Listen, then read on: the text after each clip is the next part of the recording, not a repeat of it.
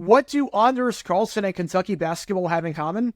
Honestly, I'm not sure what the punchline is to that joke, but I just want to acknowledge that Kentucky lost to Oakland. Oh my God, that was incredible. I am laughing so hard.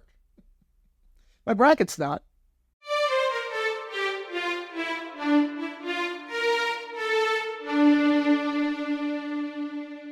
Welcome everybody to JG9 News, where we talk all things NFL all the time. I'm Jared Gary 9, representing the 904 from the 602, and today we are talking about this team behind me right here, the Green Bay Packers, and their kicking situation. One of the biggest needs, if not the biggest need on the team, heading into the 2024 season. At the very least, the biggest question mark. Last year, they drafted a kicker by the name of Anders Carlson, and he was very, very shaky, to say the least.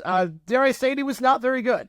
Last season, he was 29 for 36, including the playoffs, just 81% on field goals in the regular season, down to about 80% if you include the playoffs, which would have ranked above just 6 kickers in the league. He was not very accurate, missed an extra point in the Cowboys wildcard game, missed a field goal from 41 yards out in the fourth quarter in the divisional round against the San Francisco 49ers. That completely turned the tide and changed the momentum. At that moment, you had a feeling that the Packers were not going to hold on and make it to the conference championship. It was also not very accurate from long range. His longest kick all season was just 53 yards. You had the feeling that Matt LaFleur had no faith in Carlson throughout the entire season. You saw it early in the Atlanta game, in a dome, by the way, an indoor venue in Mercedes-Benz.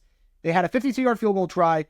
LaFleur decides, I'm going to take the delay of game penalty, back it up 5 yards, make it a 57-yard field goal, and then punt it away. And I called that a dumb decision. But knowing what we know now about Anders Carlson, how bad he was, all likely he probably would have missed that kick from 52 yards out, which is absolutely crazy.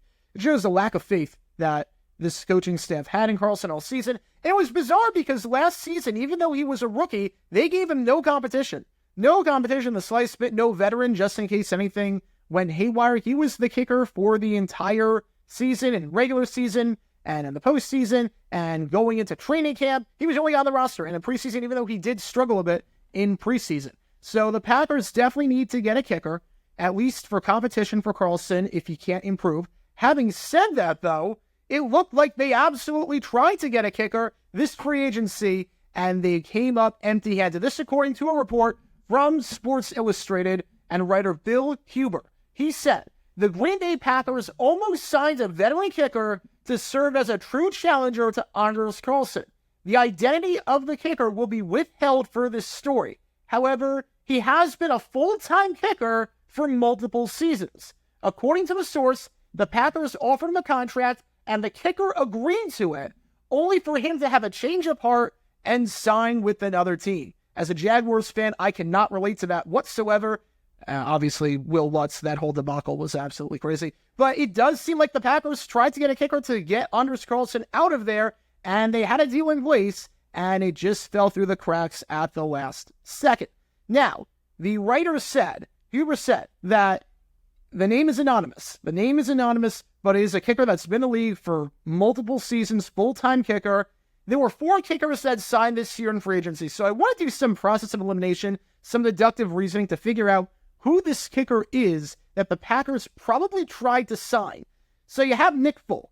He re-signed with the Tennessee Titans. It's probably not him because he re-signed with his original team. It didn't seem like there were any indications whatsoever that he was leaving. And understandably so, because Folk was one of the bright spots on the Titans last year, and what was a disappointing season for them. Folk was the most accurate kicker in all of football. The Titans were not going to let him walk. Ray Carthen, obviously he brought him on. He wanted to keep him. So probably not Nick Folk. That leaves 3 kickers.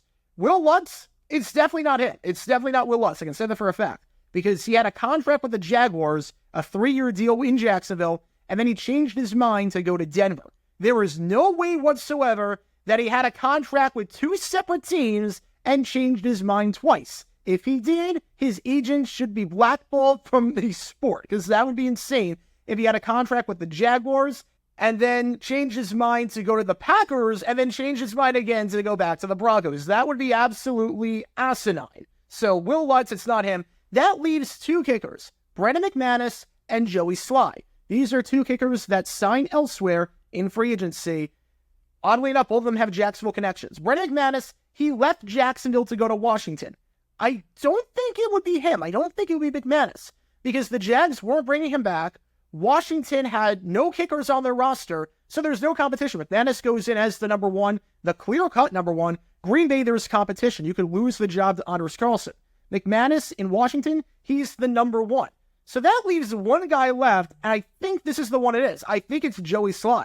It's probably him. It all adds up because in Jacksonville, there's a kicking competition with Riley Patterson that he's probably the favorite to win, but it's not a guarantee. But at the same time, he has a better chance of winning that battle against Patterson than he does in Green Bay against Anders Carlson. So my guess is that the Packers tried to sign Joey Sly, who, oddly enough, had about the same field goal percentage as Anders Carlson. I'm not sure that makes a whole lot of difference, although I guess competition can't hurt. But it looked like Joey Sly seems to be the man that the Packers tried to sign. If I had to guess, it's either him or McManus, and I'm leaning toward Joey Sly. Having said that, the report is now out that Anders Carlson is in trouble. His job is in jeopardy. The Packers tried to replace him, tried to get him competition. Obviously, it didn't work out, but they are going to try again via the draft. I don't think they'll do it via the draft, but there are still free agent kickers available out there. Greg Joseph, a name that I could see happening if the Packers do want to bring in a veteran kicker. We know that the Packers said at the NFL Combine that they wanted to bring in some competition. I think a veteran kicker would make a lot of sense compared to a draft pick. You don't want to waste 2 draft picks on 2 kickers in 2 years. That one seems to be a great use of resources, even though the Packers did a very good job in the draft last year at seemingly every other position, especially wide receiver. Greg Joseph is still available, very similar stats to Joey Sly. So if they were in on Sly, I could see them being in on Joseph. He knows that division, knows how to kick at Lambeau pretty well, considering the fact that he kicked for the Minnesota Vikings. They could also wait to see what happens in the UFL. The UFL is a very viable way for teams to get their kickers.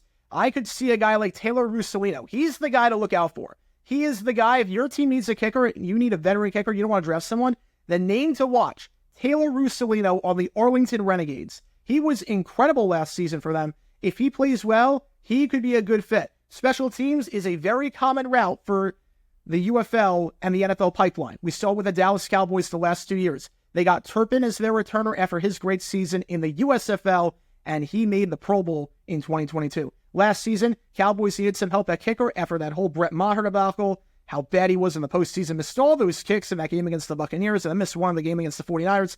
He was garbage. They needed a new kicker. They went and got Brandon Aubrey from the Birmingham Stallions, and he was absolutely incredible. He didn't miss a single field goal until the final week of the season against the Washington Commanders. He was a Pro Bowler, first-team All-Pro. He was one of the best kickers in football, maybe the best kicker in football. They got him from spring football.